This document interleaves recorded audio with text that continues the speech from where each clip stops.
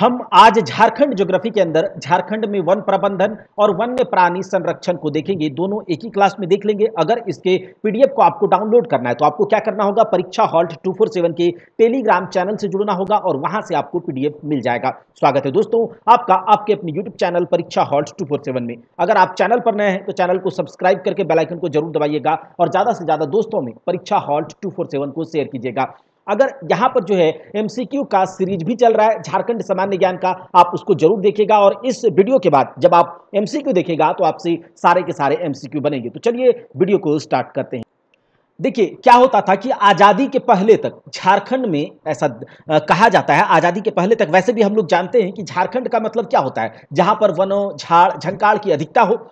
तो आजादी के पहले यहाँ पर वनों का जो परसेंटेज था पूरे मतलब जो मेन भूमि है, जो मुख्य भूभाग पर लगभग 95% क्षेत्र पर वन आच्छादित थे, वन फॉरेस्ट कवर्ड था। लेकिन देखिए क्या होता है, जैसे जैसे समय बीतते गया, लोगों का जनसंख्या बढ़ा, लोग यहाँ पर आकर के बसने लगे और डेवलपमेंट के साथ हम कह सकते हैं कि जो झारखंड में वनों का जो परसेंटेज है, जो फॉरेस्ट का परसेंटेज है, वो लगातार धीरे दिन प्रतिदिन गिरते जा रहा है। और आप देख रहे हैं हर साल गिर रहा है, फिर आगे थोड़ा सा 2-4%, 1-2% गिर ही रहा है। पॉइंट में अगर बढ़े तो बढ़े, इसी को ध्यान में रखते हुए, क्योंकि अगर झारखंड में या फिर किसी भी जगह पे वन पूरी तरह से जंगल झंका जो पेड़ पौधे हैं, जो कि जिसमें औषधीय पेड़ पौधे भी होते हैं, जो कमर्शियल पेड़ पौधे भी होते हैं, जो जीडीपी में भी योगदान देते हैं, रेवेन्यू में भी योगदान देते हैं, तो बहुत फायदेमंद होते हैं किसी भी देश, किसी भी राज्य, किसी भी स्थल के लिए, चाहे वह पर्यावरण रूप से हो, चाहे वह इकोनॉमिकल रूप से हो। जंगलों का एक बहुत ज्यादा महत्व है, एक जब बहुत ज्यादा उसका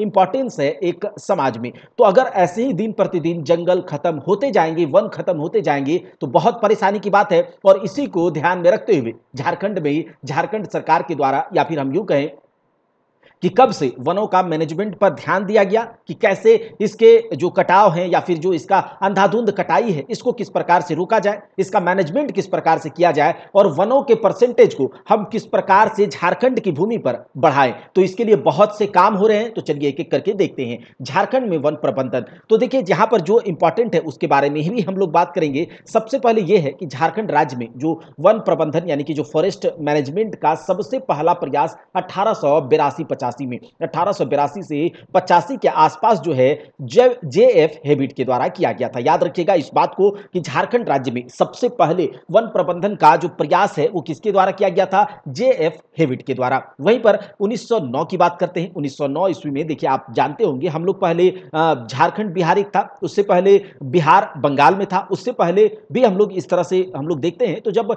1909 ईस्वी में बंगाल सरकार के द्वारा वनों की सुरक्षा के लिए एक वन समिति का गठन किया गया था। तो ये क्या है, क्रोनोलॉजी है। सबसे पहले वन प्रबंधन का प्रयास 1882-85 के बीच में जेएफ हेबिट के द्वारा किया गया था। 1909 ईस्वी में बंगाल सरकार के द्वारा वनों की सुरक्षा के लिए एक वन समिति का गठन किया गया था। यहां तक याद हो गया। उसके बाद देखिए कभी कभी क्वेश्चंस ये भी पूछ लिया जाता है कि बताइए आजादी के पहले तक झारखंड क्षेत्र में 95% निजी वन थे। ठीक है, 95% निजी वन थे, मतलब प्राइवेट फॉरेस्ट थे, प्राइवेटाइजेशन था इसका, फॉरेस्टाइजेशन।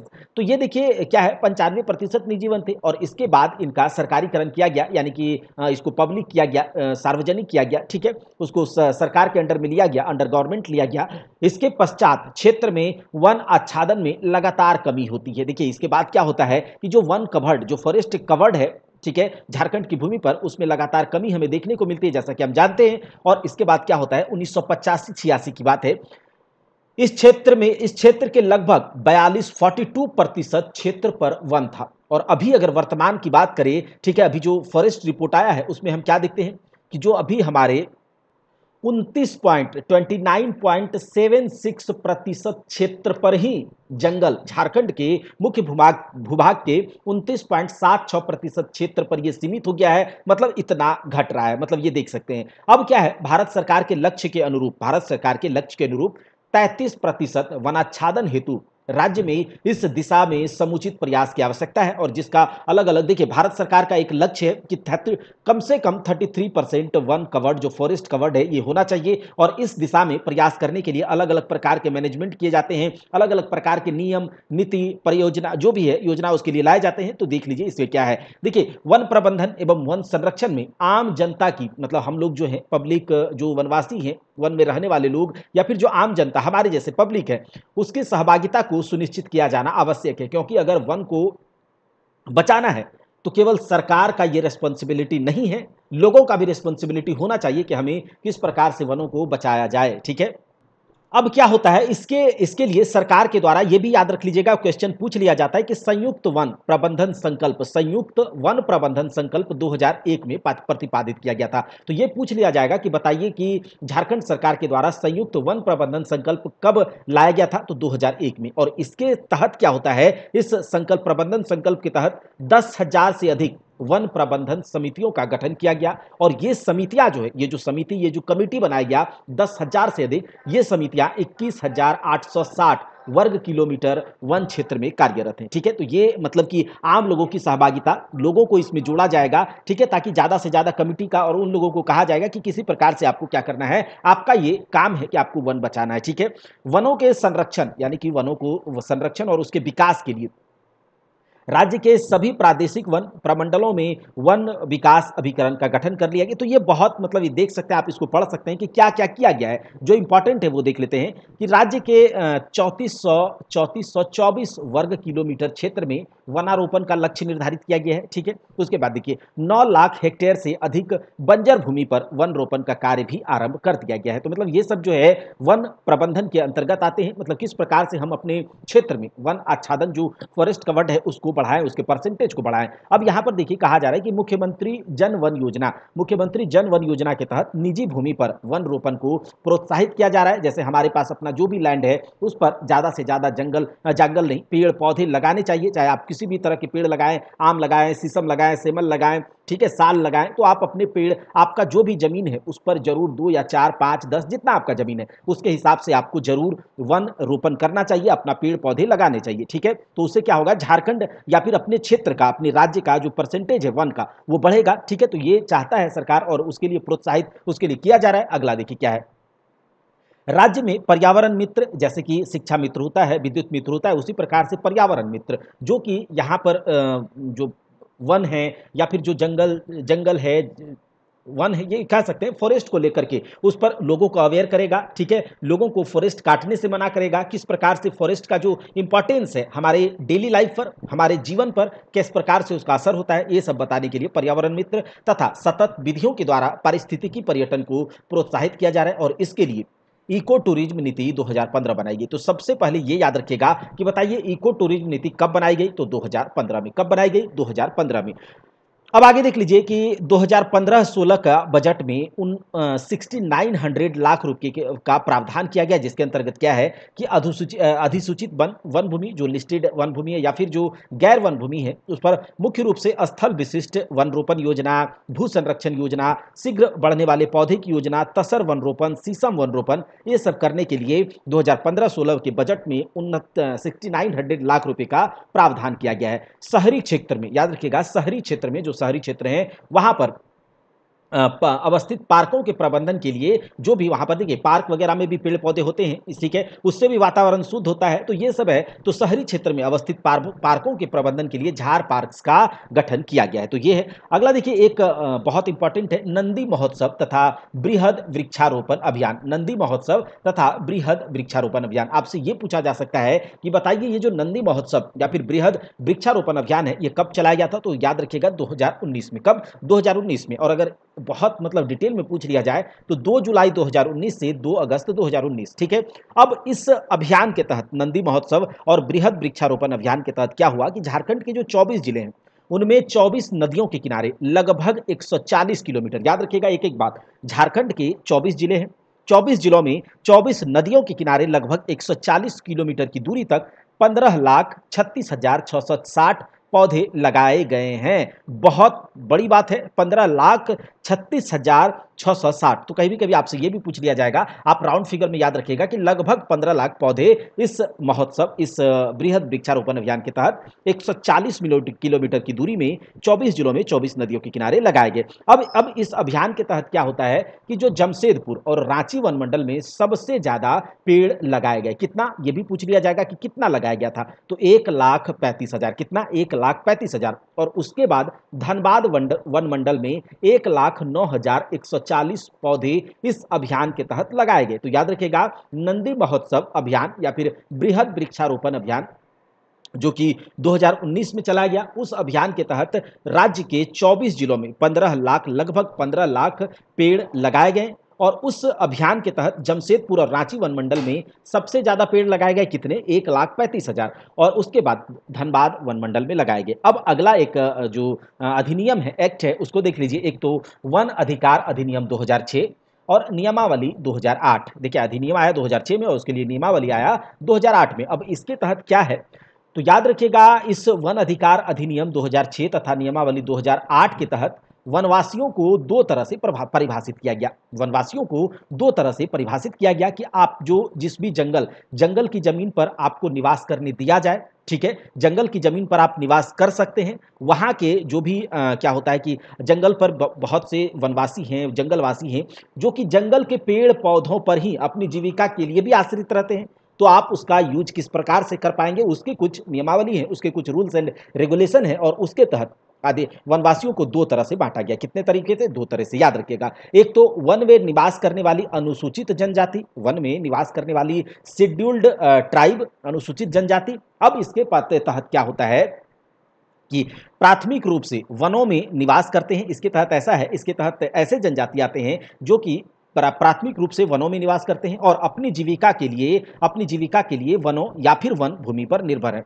तो पहला ये कैटेगरी हो गया। दूसरा कैटेगरी है अन्य परंपरागत वन निवासी, ठीक है, अन्य परंपरागत वन निवासी। तो दो प्रकार से बांटा गया, एक तो कि जंगल में रहने वाले अनुसूचित जनजाति और दूसरा अन्य परंपरागत वन निवासी। अब इसके अंतर्गत ऐसे सदस्य को रखा गया है जो कि 13 दिसंबर 2005 से पहले 13 दिसंबर 2005 से पहले कम से कम 3 पीढ़ियों तक प्राथमिक रूप से वन या वन भूमि में निवास कर रहा हो और जीविका के लिए वन या फिर वन उत्पादों पर आश्रित हो, तो उस कैटेगरी में इसको रखा गया है। और यदि इन दोनों कैटेगरी में आप हैं तो आपको जंगल की जमीन में निवास करने के लिए अधिकार दिए जाएंगे। वन अधिकार नियम ये है, वन अधिकार नियम 2006 क्या है, इसके तहत कैटेगरी में बांटा गया कि अगर आप जंगल में रह रहे हैं, ठीक है, और जंगल की जमीन पर आप निवास कर रहे हैं, तो उस जमीन का आप यूज कर पाएंगे या फिर आपको अधिकार है उस जमीन पर, या फिर उस जंगल के वन उत्पाद या फिर जो भी प्रोडक्ट है, आप जो पेड़ पौधों पर आश्रित अपने आजीविका के लिए, तो उसका यूज कर सकेंगे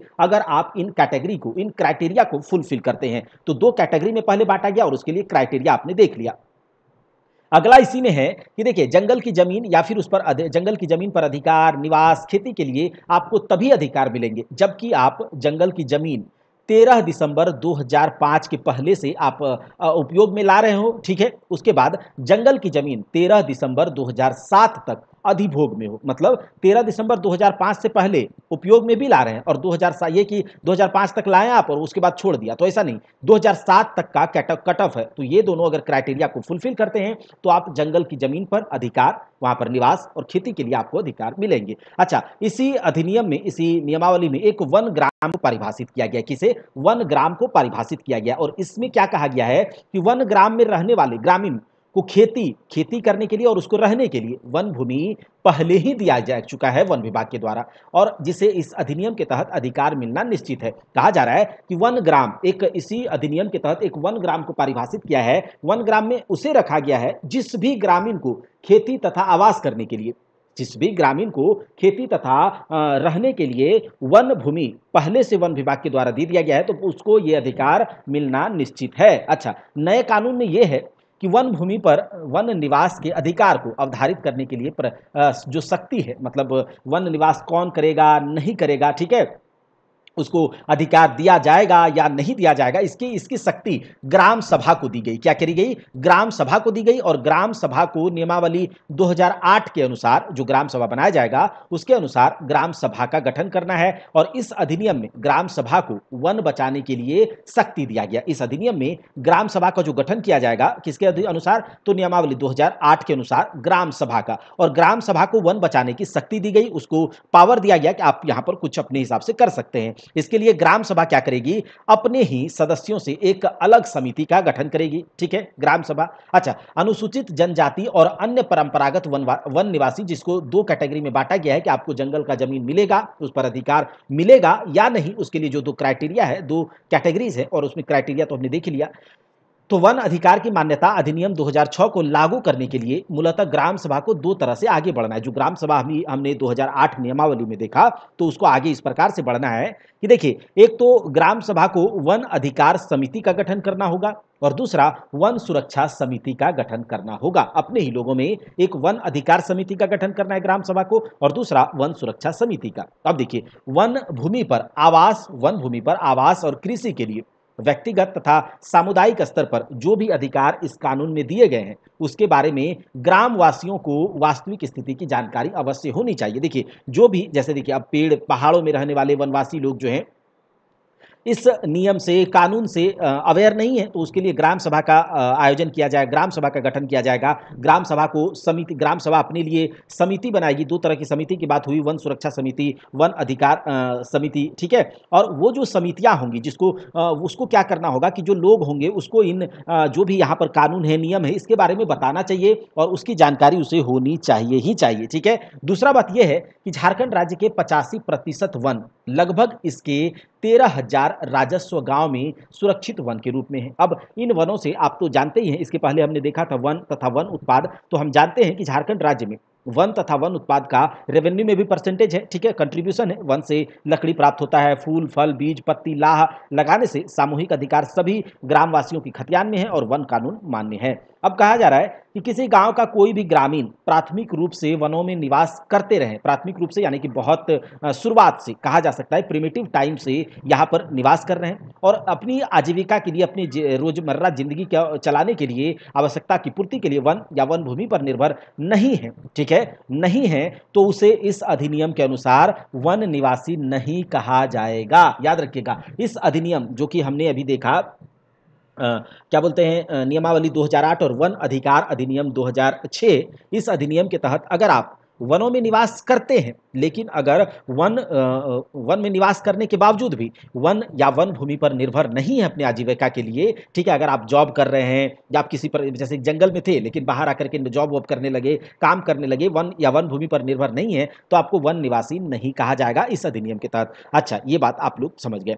अब आगे देखिए, इस अधिनियम में ग्राम सभा को वन बचाने का भी अधिकार दिया गया और इसके लिए गठित समिति के माध्यम से ग्रामवासियों को अधिकार, भागीदारी, सम्मान देने का निर्णय पर्यावरण विभाग झारखंड सरकार के संकल्प संख्या इतना दिनांक 15 नवंबर 2007 में लिया जा चुका है। और इसके लिए नीचे दिए गए कुछ बिंदु हैं कि ग्रामवासियों को सभी जानकारी ग्रामवासियों को होनी चाहिए। एक तो वन सुरक्षा समिति की अनुमति के बगैर, वन सुरक्षा समिति की अनुमति के बगैर मामूली घटनाओं में किसी भी ग्रामीण पर वन मुकदमा नहीं चलेगा। देखिए, वन सुरक्षा समिति की अनुमति के बगैर, अगर वहां जो समिति बनाया गया है वन सुरक्षा समिति, ठीक है, उसकी अनुमति के बगैर किसी भी तरह का मामूली घटना में किसी भी ग्रामीण पर वन मुकदमा नहीं चलाया जाएगा और वन अपराध की सुलह वन सुरक्षा समिति की अनुशंसा पर ही होगा। अगर कोई अपराध करता है तो उसका सुलह समाधान अगर होगा तो वन सुरक्षा समिति की अनुशंसा पर होगा। तो ये कुछ प्रावधान है, आप देख लीजिएगा इसको, जो भी इंपॉर्टेंट है अभी हम लोग MCQ करेंगे वहां से हो जाएगा। चलिए, अगला एक है कैंपा। ये कैंपा क्या है? तो Jharkhand compensatory afforestation fund management and planning authority, यानी कि झारखंड प्रतिपरक वनीकरण कोष प्रबंधन एवं योजना प्राधिकरण, जैसे कैंपा, इसको फुल शॉर्ट फॉर्म में कहा जा रहा है कैंपा, झारखंड कैंपा। इसका गठन प्राकृतिक वनों के संरक्षण के लिए, वन्य जीवों के प्रबंधन के लिए, आधारभूत जो भी इंफ्रास्ट्रक्चर के उसके विकास के लिए, उससे जुड़ी गतिविधियों को पूरा करने के लिए। और ये याद रखिएगा कैंपा को लागू किया गया था अक्टूबर 2009 में, इसे लिस्टेड किया गया है। ठीक है, तो ये याद रख लीजिएगा अक्टूबर 2009। आपसे ये भी पूछा जा सकता है कैंपा कब लागू किया गया, कब अधिसूचित किया गया, तो ये 2009 में। इसके लिए कुछ प्रमुख उद्देश्य, जैसे कि देखिए इसका प्रमुख उद्देश्य क्या ही हो सकता है, तो वन, प्राकृतिक वन का संरक्षण है, उसका सुरक्षा है, उसमें उसका डेवलपमेंट करना, उसका मैनेजमेंट करना, उसका संरक्षित क्षेत्र, जो वनों का संरक्षित क्षेत्र है उसके अंदर और बाहर के वन्य जीव और उनके आवास का संरक्षण, ये सब का ध्यान रखना। ठीक है, और वनीकरण करना, मतलब ज़्यादा से ज़्यादा वन फैले, पर्यावरणीय सेवाएं प्रदान करना, विज्ञान शोध प्रशिक्षण, ये सब क्षमता का निर्माण करना अपने क्षेत्र में, पर्यावरण संरक्षण और सतत वन प्रबंधन, ये सब कुछ उद्देश्य हैं कैंपा के। बस आपको ये याद रखना है इसका फुल फॉर्म। और दूसरा 2009 में लागू किया गया उद्देश्य, तो ये आप देख ही लेंगे। ठीक है, चलिए ये हम लोग देख लिए झारखंड में वन प्रबंधन। अब हम देखते हैं झारखंड में वन्य प्राणी संरक्षण। अगर आपको इसके पीडीएफ को डाउनलोड करना है तो आपको क्या करना होगा, परीक्षा हॉल्ट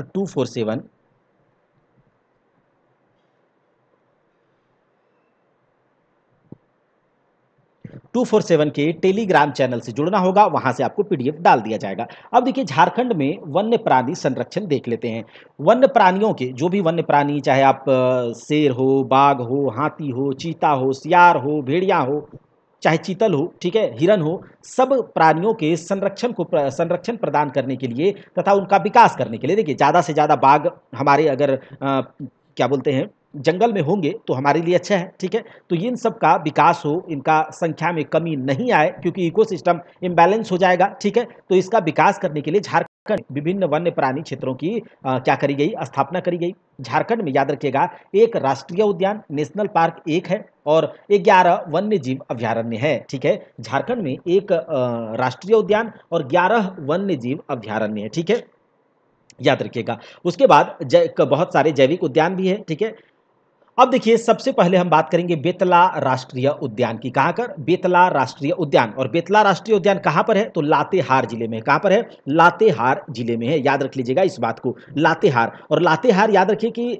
लातेहार जो जिला है वो किस प्रमंडल में पड़ता है, लातेहार जिला किस प्रमंडल में पड़ता है भैया, तो लातेहार पड़ता है पलामू प्रमंडल में। मैंने इसको आपको बहुत अच्छे से झारखंड का मैप को ज्योग्राफी के पहले क्लास में ही समझा दिया है। ठीक है, तो अगर यहां पर देखेंगे तो ये आपका क्या है, गढ़वा है, ये आपका क्या है, पलामू है, इधर जो आपका है ये आपका लातेहार है। ठीक, उसके ऊपर इधर चतरा है, चतरा के बगल में आपका हजारीबाग है, हजारीबाग के बगल में कोडरमा है, कोडरमा के बगल में गिरिडीह है, देवघर, और इधर आपका जो ये सिंह है ये क्या है, आपका संताल परगना वाला क्षेत्र है। ठीक है, तो ये आपको याद होना चाहिए। ठीक है, तो ये लातेहार, पलामू और गढ़वा, लातेहार से सट के टच करके पलामू है और गढ़वा है, ये पलामू प्रमंडल में पड़ता है। ठीक है, तो याद रखिएगा झारखंड बेतला राष्ट्रीय उद्यान कहां पर पड़ता है, लातेहार जिले में। कहां पर, लातेहार जिले में।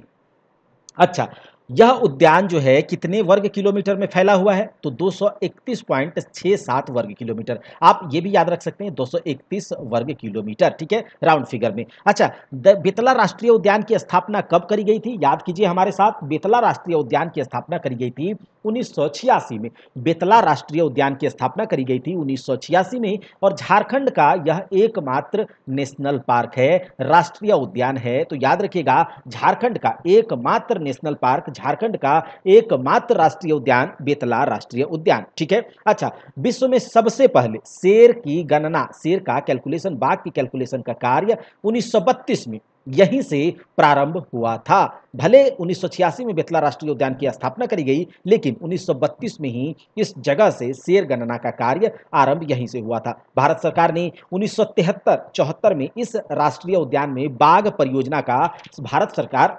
1973-74 से इस राष्ट्रीय उद्यान यानी कि बेतला राष्ट्रीय उद्यान से बाघ परियोजना का संचालन कर रही है। अच्छा, देखिए यहां पर क्या होता है कि बेतला राष्ट्रीय उद्यान कहाँ पड़ता है, लातेहार में। और बाघों का संरक्षण के लिए, बाघों का उसको बचाने के लिए पलामू बाघ आरक्ष, पलामू टाइगर रिजर्व, याद रखिएगा पलामू टाइगर रिजर्व की स्थापना इसी राष्ट्रीय उद्यान में झारखंड सरकार के द्वारा करी गई। इसी राष्ट्रीय उद्यान में, झारखंड में, इसी राष्ट्रीय उद्यान में, बेतला राष्ट्रीय उद्यान में किसका, पलामू बाघ आरक्ष यानी कि पलामू टाइगर रिजर्व की स्थापना करी गई। और याद रखिएगा ये Palamu tiger reserve Palamu tiger reserve Jharkhand का एकमात्र टाइगर रिजर्व है। ठीक है, पलामू टाइगर रिजर्व झारखंड का एकमात्र टाइगर रिजर्व है। झारखंड के बेतला राष्ट्रीय उद्यान में ही बाघों के संरक्षण के लिए पलामू टाइगर रिजर्व का स्थापना किया गया। और याद रखिएगा पलामू टाइगर रिजर्व, यहां पर एक याद रख सकते हैं कि पलामू टाइगर रिजर्व कितने एरिया में फैला हुआ है, तो 1026 एक मिनट, तो क्या हो गया 1026 स्क्वायर किलोमीटर एरिया में फैला हुआ है पलामू टाइगर रिजर्व। और कहा जा रहा है कि पीछे के जितने भी राष्ट्रीय बाघ कैलकुलेशन में जो डाटा है, इस क्षेत्र में केवल 3 बाघ है, जो बहुत कम है, इसको बढ़ाना है और इसीलिए ये सब सारे प्रयास किए जा रहे हैं। अच्छा, बेतला राष्ट्रीय उद्यान में याद रखिएगा बाघ है, शेर है, तेंदुआ है, जंगली सुअर है, चीतल है, सांभर है, गौर चिंकारा, नीलगाय, भालू, बंदर, मोर, वन मुर्गी, घनेश इत्यादि वन्य प्राणी पाए जाते हैं। अगर आप मुख्य याद रखिएगा तो बाघ है, तेंदुआ है, जंगली सुअर, चीतल, सांभर, ये सब क्या है यहाँ पर पाए जाते हैं। बेतला का पूरा नाम क्या है, तो याद रखिएगा bison, elephant, tiger, leopard, axis. क्या हो गया बेतला का? बी से बाइसन, ई से एलिफेंट, टी से टाइगर, एल से लेपर्ड, एक्स से एक्सिस। तो याद रखिएगा कि जो बेतला का पूरा नाम है ये। ठीक है, अब आगे देख लीजिए पलामू वन्य जीव अभ्यारण्य। यह झारखंड का, याद रखिएगा झारखंड का सबसे बड़ा, ठीक है, झारखंड का सबसे बड़ा और झारखंड का एकमात्र नेशनल लेवल का राष्ट्रीय स्तर का वन्य जीव अभ्यारण्य पलामू वन्य जीव अभ्यारण्य। झारखंड के शेष सभी जितने भी वन्य जीव अभ्यारण्य है वो नेशनल स्तरीय नहीं है, राष्ट्र स्तरीय है, स्टेट लेवल का है।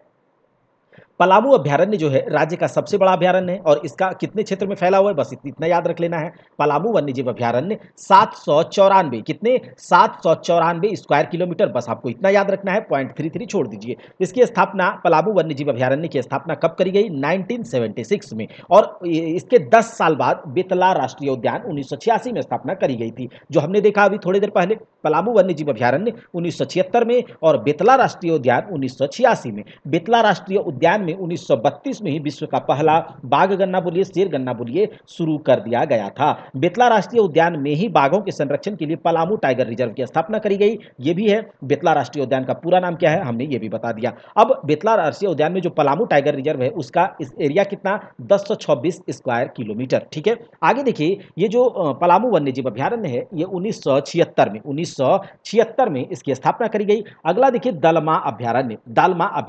अच्छा, दालमा कहां पर है भाई? तो दालमा आपके कहां पर? पूर्वी सिंहभूम वाले क्षेत्र में है। दालमा आपके पूर्वी सिंहभूम वाले क्षेत्र।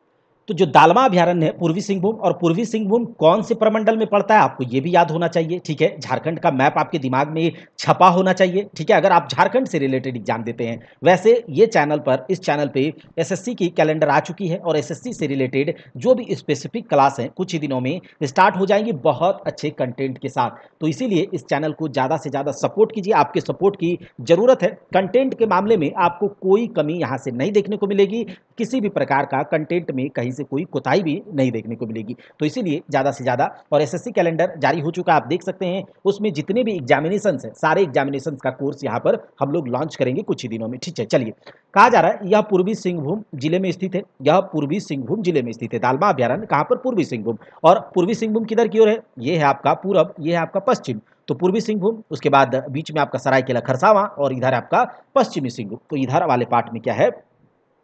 दालमा अभ्यारण्य है। देखिए भारत सरकार 1992 से इस जिले में हाथी परियोजना की शुरुआत की। भारत सरकार ने 1992 से इस जिले में, पूर्वी सिंहभूम जिले में हाथी परियोजना की शुरुआत की और 26 सितंबर 2001, याद रखिएगा 26 सितंबर 2001 को सिंहभूम क्षेत्र में देश के प्रथम गज रिजर्व की स्थापना की गई थी। 26 सितंबर 2001 को सिंहभूम क्षेत्र में, कहां पर? सिंहभूम क्षेत्र में देश के प्रथम गज रिजर्व, एलिफेंट रिजर्व की स्थापना करी गई। और इसका विस्तार कितने क्षेत्रफल में? तो 13,440 स्क्वायर किलोमीटर में फैला हुआ है। अगर उसको देखें किस एरिया में, तो पूर्वी सिंहभूम, पश्चिमी सिंहभूम और सरायकेला खरसावां जिले में। तो याद रखिएगा जो 2001 में सिंहभूम क्षेत्र में गज रिजर्व, एलिफेंट, पहला देश का पहला एलिफेंट रिजर्व का जो स्थापना किया गया था वो किस, उसका विस्तार कौन कौन सी जिले में था? पूर्वी सिंहभूम में।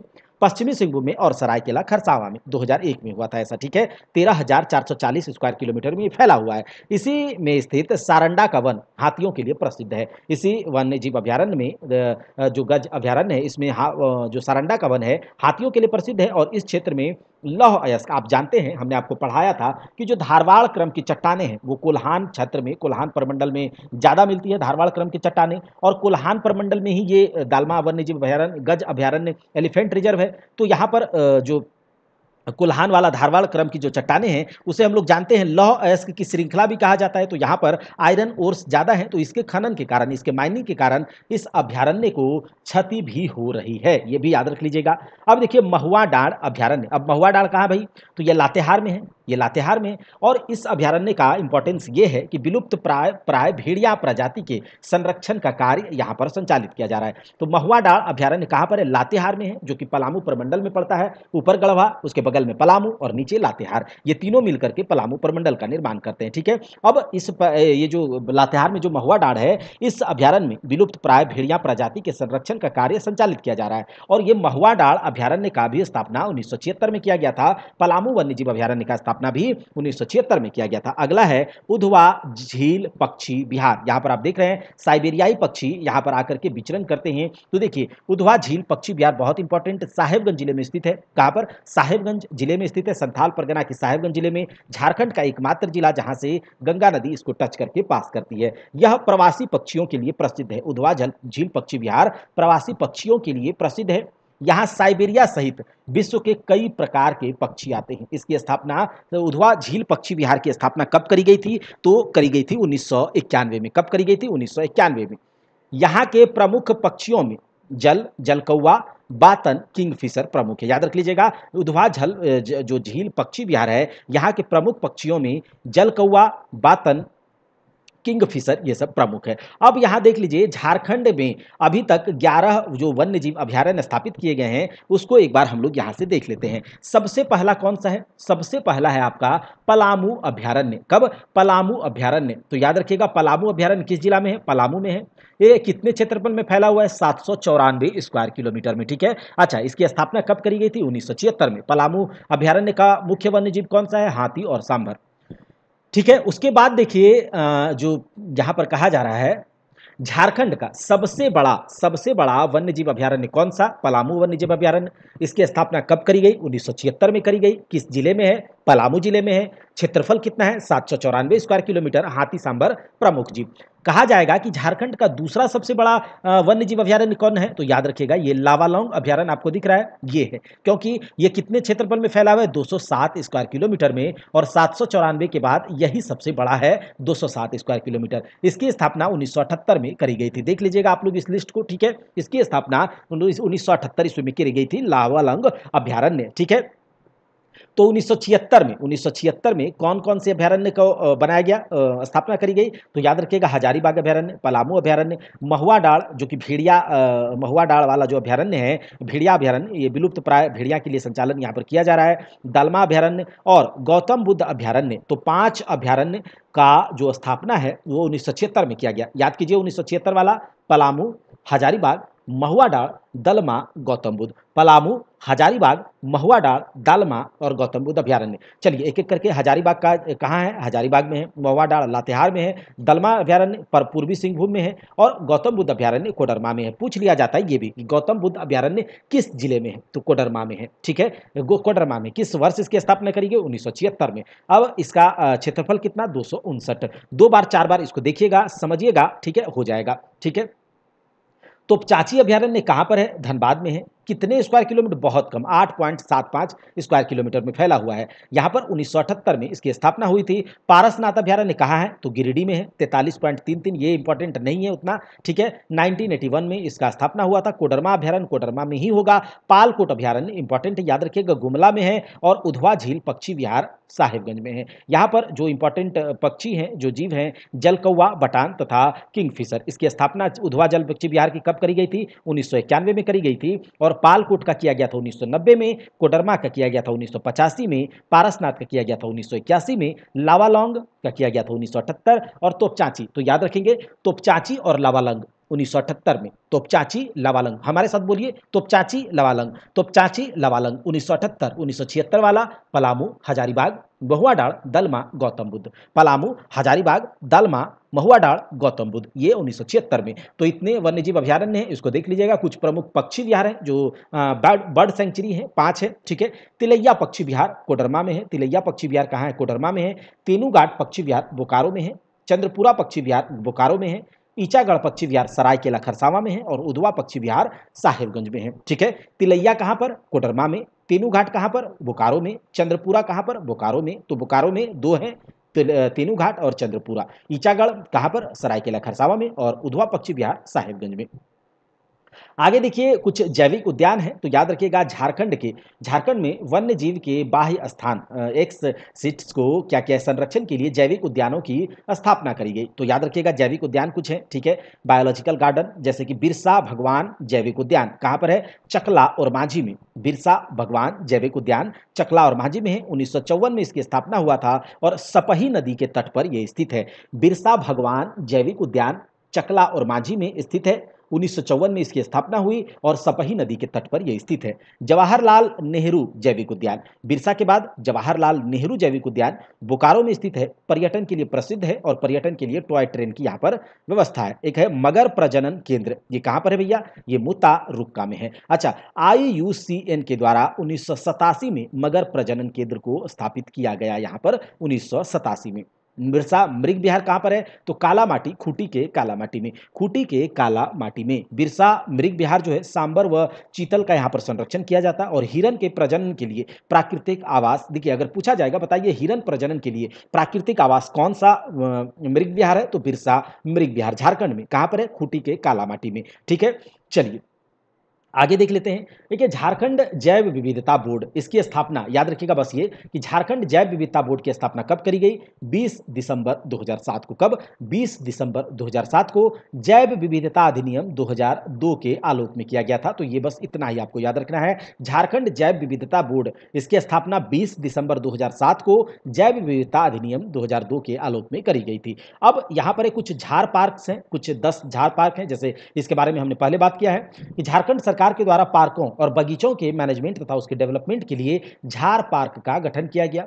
अब इसका संचालन झारखंड पार्क प्रबंधन एवं विकास प्राधिकरण, Jharkhand park management development authority, इसके द्वारा किया जाता है। जो झार पार्क है उसका किया जाता है, किसके द्वारा किया जाता है? चलिए एक एक करके जो 10 पार्क इसके तहत बनाए गए हैं उसको देख लेते हैं। आपको याद बस रखना है, एक बार ध्यान से केवल सुन लीजिए, बस हो जाएगा काम, ठीक है। तो जो इन 10 पार्क में 6 पार्क केवल रांची में है। इन 10 पार्क में 6 पार्क केवल रांची में है। कौन कौन सा? बिरसा मुंडा जैविक उद्यान रांची में, झार पार्क के अंदर ही बनाया गया, तहत ही बनाया गया। दीनदयाल पार्क, नक्षत्र one, Sidhu Kanhu park, oxygen park और श्री कृष्णा पार्क, ये 6 के 6 पार्क आपके रांची में है, ठीक है।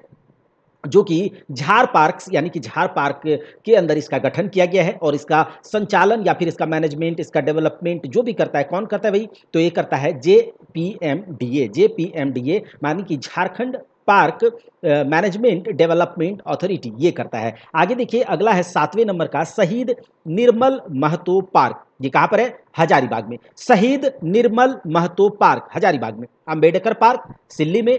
घोड़बंधा थीम पार्क जमशेदपुर और सिद्धू कान्हू पार्क दुमका में। देखिए दुमका में एक सिद्धू कान्हू पार्क, जमशेदपुर में एक घोड़बंधा थीम पार्क, सिल्ली में एक अंबेडकर पार्क, हजारीबाग में एक शहीद निर्मल महतो पार्क, ठीक है।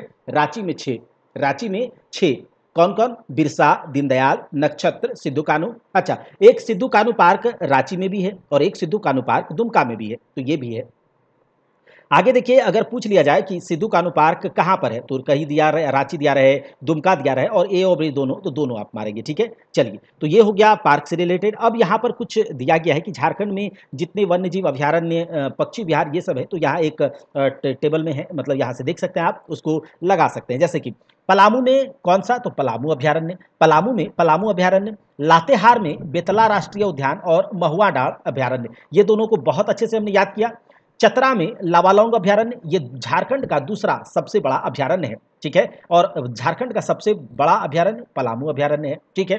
चलिए उसके बाद हजारीबाग में हजारीबाग अभ्यारण्य है, कोडरमा में तिलैया कोडरमा गौतम बुद्ध, ठीक है, गिरिडीह में पारसनाथ अभ्यारण्य और साहेबगंज में उधवा झील पक्षी विहार। धनबाद में तोपचांची अभ्यारण्य बहुत छोटा है, बोकारो में तेनूघाट और चंद्रपुरा, पूर्वी सिंहभूम में दालमा, सरायकेला खरसावा में ईचागढ़ पक्षी विहार, रांची तो हो गया, ठीक है। इधर देखिए गुमला में पालकोट अभ्यारण्य, तो इतने ही हैं, ठीक है, इतने ही हैं। तो इसे याद रखिएगा, ये पूरा का पूरा हमारा हो गया वन्यजीव अभ्यारण्य और वन प्रबंधन। अगर आपको वीडियो अच्छा लगा है तो आप लाइक कीजिएगा, ठीक है, दोस्तों में शेयर कीजिएगा और ज़्यादा से ज़्यादा शेयर कीजिए परीक्षा हॉल 247 को, क्योंकि आपके लिए वन स्टॉप सॉल्यूशन होगा कंटेंट के मामले में। और हर एक एग्जाम की क्या प्रिपरेशन अच्छे कंटेंट के साथ हम लोग यहाँ पर काम कर रहे हैं और अभी क्लासेस बहुत सारे इंट्रोडक्शन होंगे, हमारे साथ टीम जुड़ेंगे आपके सपोर्ट से। तो तब तक के लिए जय हिंद, जय भारत, मिलते हैं।